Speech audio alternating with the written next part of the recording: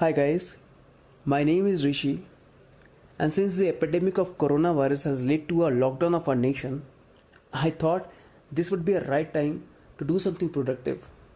And that's why I came with the idea of this tutorial video upon the basics of the investment or the psychology behind the investment. This video is basically for those guys who have keen interest in the investment areas but never got a chance to interact with this area.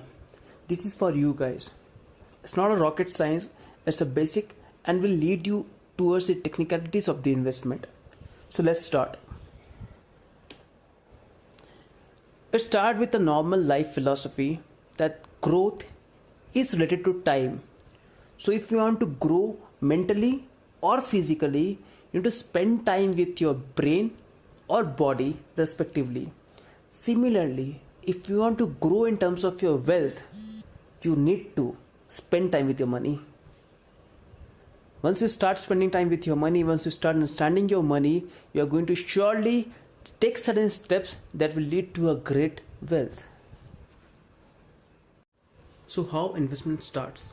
Let us understand this concept through an example where you are having certain amount of money with yourself.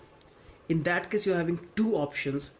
Either to go and consume today or to postpone your consumption. If you choose the option number one, in that case you spend the entire money and you will end up having zero savings. And in case you are having zero savings, there won't be any question of investment.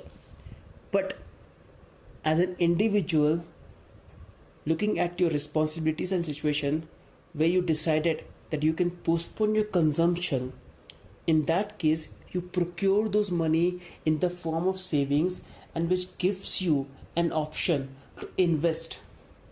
When you have savings, only then you can invest. Now as an individual, you decide that whether you're going to invest the money or just keep it as a savings. And once you decide to invest the money which you have saved, you can tag yourself as an investor. I believe it's fine so far, and being my first video, there might be certain queries or doubt. So whatever queries or doubt you people have, kindly comment or you can post me in my personal mail ID as shared in my YouTube channel. Moving forward, so as an individual, when I decide to postpone my consumption and invest whatever money procured in the form of savings, I as an investor need to justify my investment. By justification of an investment, it means that I should be earning out of my investment at least so much of return which will meet my minimum required rate of return. In short, my investment should provide me minimum required rate of return. Only then my investment is justified and I will go ahead and do the investment.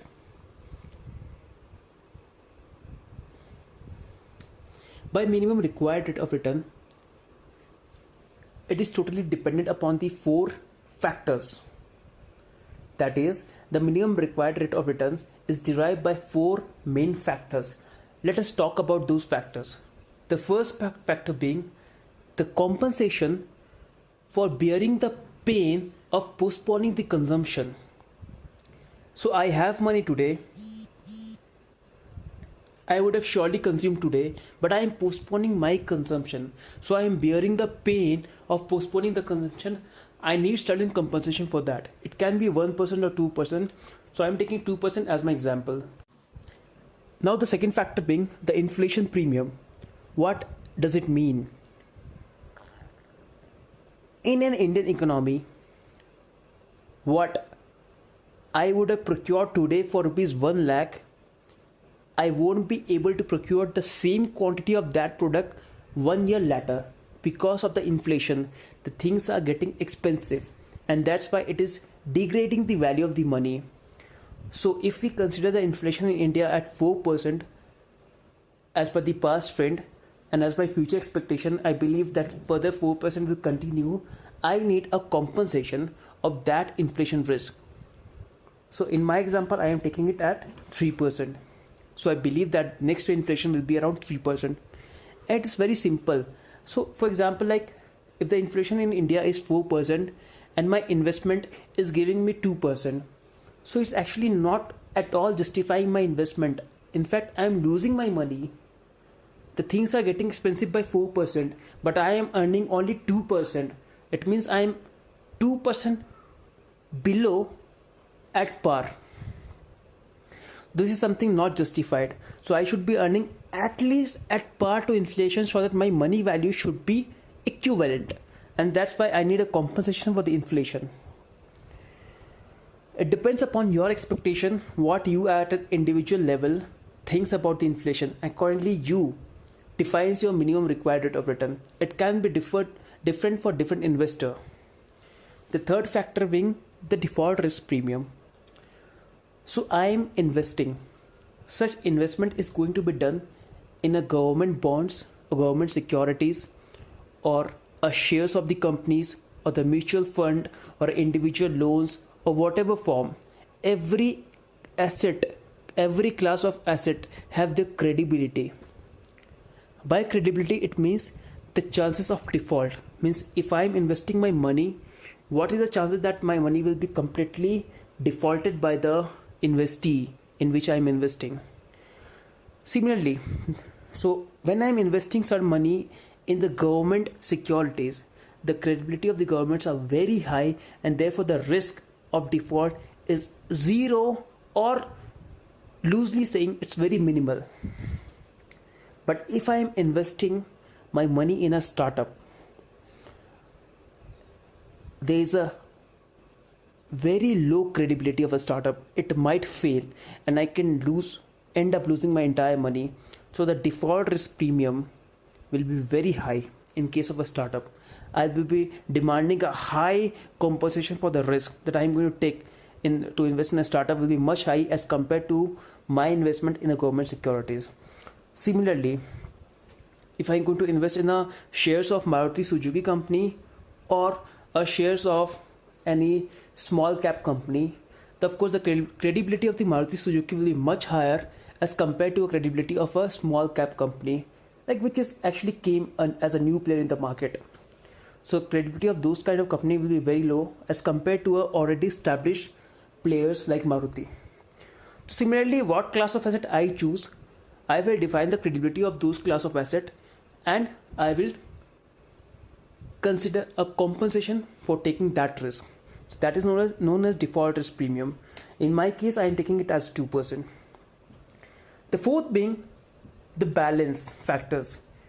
It is a kind of uncertain factor which evolves in the economy. For example, the government policies. Tomorrow government might come and bring certain new policies, whether it be demonetization or increasing the excise duty or whatever. Further, the case may be of like the COVID-19 right now.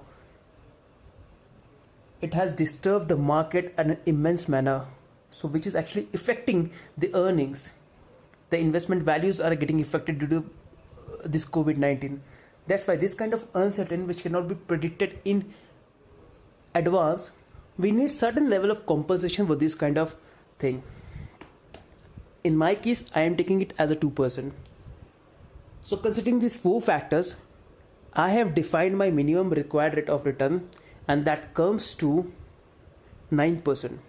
It means that as an investor, I am going to invest my savings either in an individual asset of classes or a portfolio of asset, whatever it may, in such a manner that the return that I am going to derive from those investment should at least provide me 9% of return.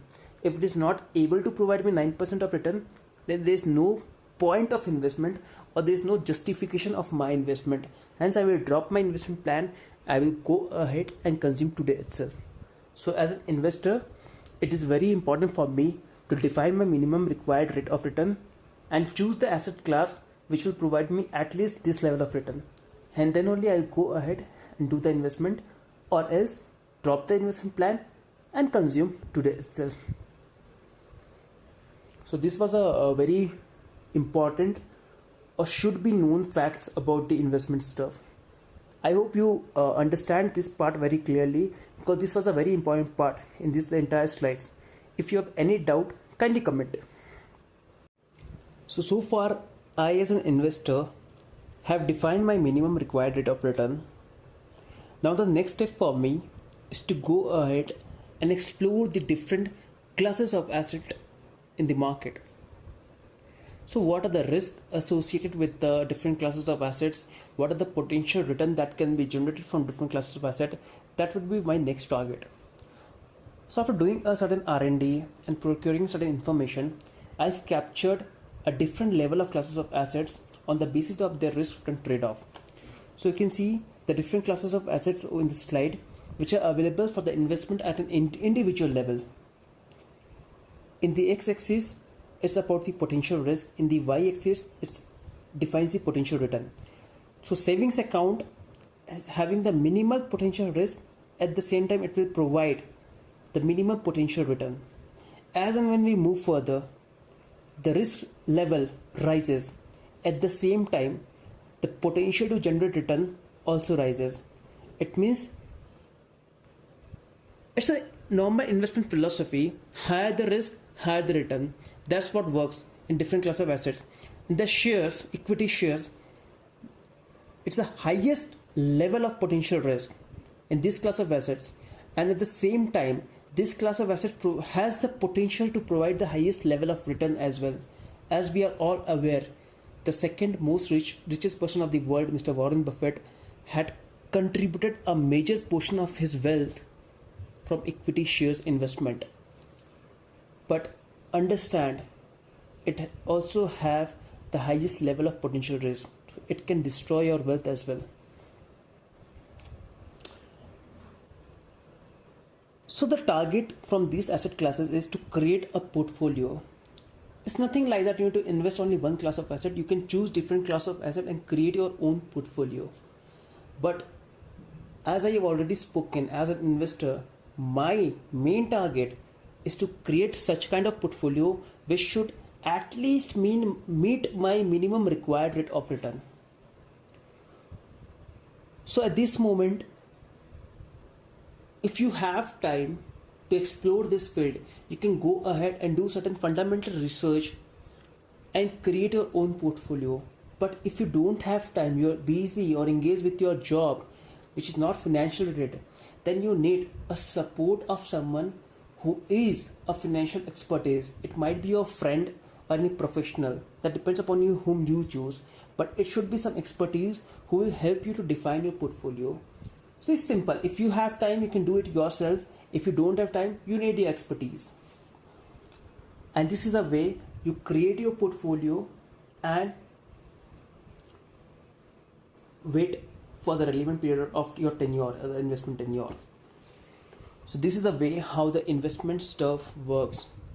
I, as an investor, have a money. Either I can consume today or postpone my consumption. If I consume today, there's no question of savings and no investment. If I postpone my consumption, I have a saving which can be invested. If I plan to invest it, I became an investor. But as an investor, the most important thing is to justify my investment, which is totally depends upon the meeting up of my minimum required rate of return, which is dependent upon four main factors. Number one, compensation of postponing my consumption. Second, the compensation for the inflation risk. Third, the compensation of default risk. And fourth, the compensation of other various factors which are uncertain. Once I define this four factor, I define my minimum required rate of return. Now I go ahead in the market and explore the different varieties of class of assets. On the basis of that, I choose a portfolio. I choose a different class of asset and create a portfolio which should at least provide me a minimum required rate of return. And this is the way how the investment concept or a base works. So at this moment, there are three main questions that might have came in your mind and need to be answered at this particular point of time. And the questions are: what amount to be invested, how much risk should I take, and what should be the tenure or goal of my investment. Talking about the first question, that how much to be invested. The traditional way to decide the money to be invested is to prepare the budget, and it involves a complexities. For me, I would suggest to go a simple way, and I define it as a conscious spending method. At a time t is equal to 0, that at a particular time you need to define your major expenses, the recurring expenses, and some sort of provisional amount. Keep this particular money aside in the savings account, and the balance you can go ahead and make the investment. This is a way you can define the money to be invested. So if I have rupees 1 lakh, my rent is 25,000, and other household expenses comes to around 15,000, plus I will keep 10,000 as a provisional expenses that might on account of uncertainties come. I keep this 50,000 aside in my savings account, and balance 50k I can go ahead and make the investment. This is the way I decide about the money to be invested. The second question talks about how much risk should I take. As per my understanding, it depends upon 3 different kind of factors. The first being the attitude. So if I ask you a normal question, that would you go for a bungee jumping? Does this question excites you or make you fear? So if it excites you, you are a bit aggressive and your risk appetite ability is higher as compared to the person who got scared. He is a bit conservative and his risk appetite is a bit lower. There is no good or bad in this. It depends upon the investor's attitude, and accordingly they take the risk in the market. The second being the formula as defined by Benjamin Graham, who is the father of value investing and the mentor of Mr. Warren Buffett. He defines that the risk-taking abilities should be depends upon your age, and he gave a formula 100 minus your age.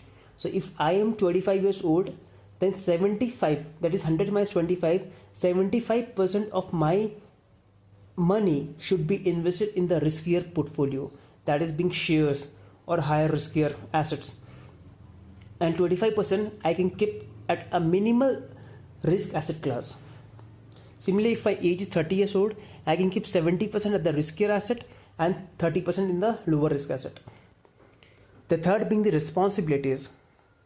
It depends upon person to person and situation to situation. So a person who has recently got married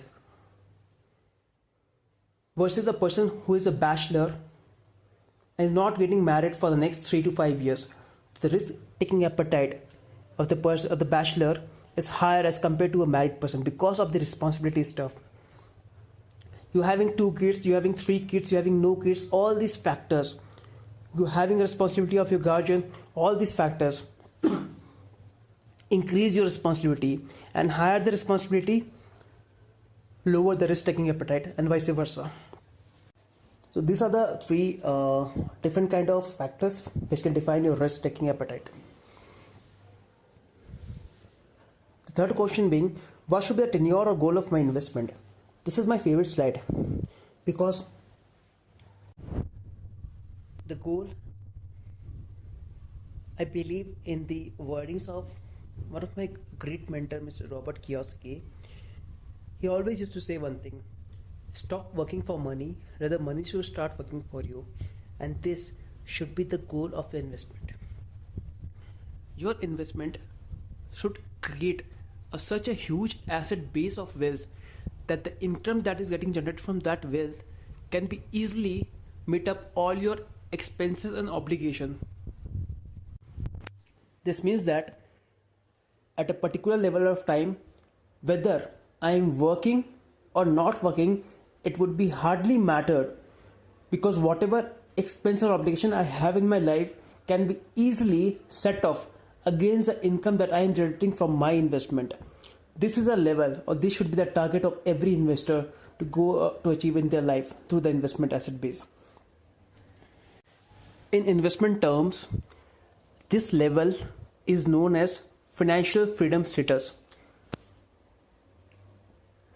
It is not hard to achieve, but it requires a great level of discipline in the investment structure. Just imagine, guys, if you are investing your money and that money is going to work for you, that money is still going to create money for you, which can easily meet up all your expenses and obligation. That is a level of freedom in your mind in terms of financial. That is where a person is known as a rich person or a very rich person. That's how a richness is created. And this should be the tenure or goal of your investment. So guys, this is all about the psychology behind the investment, about how an investor think or an investor should think. I hope I make it very clear to all my audience. I really put effort so that it should go and I am able to convey the message to all my audience. I know this is being my first video, so I'm looking for a suggestion and feedback. If any improvement is required, I will surely work upon those stuffs and will come out with a new and improved version of something knowledgeable stuff which is not traditional. I'll surely try to bring something new ideas and new concepts. Thanks. And here comes the last slide, which is about the suggestion of 2 books, which is very important in the investment field, and it is for a layman who is not much into investments but he want to create expertise, understand this field in a very broader manner. The first one is The Rich Dad and Poor Dad by Robert Kiyosaki, whose quote I have used in my previous slides, and second being The Intelligent Investor by Mr. Benjamin Graham. These 2 books are very important to read and it will give you a great insight about the investment. It should make you very much comfortable about the classes of assets, how to create a portfolio, really about the psychologies of the investors, etc. So see you with the next video. If you like the video, kindly share it. Give me suggestion in the comment box. I will surely work upon that and come with a new improved version. Thanks.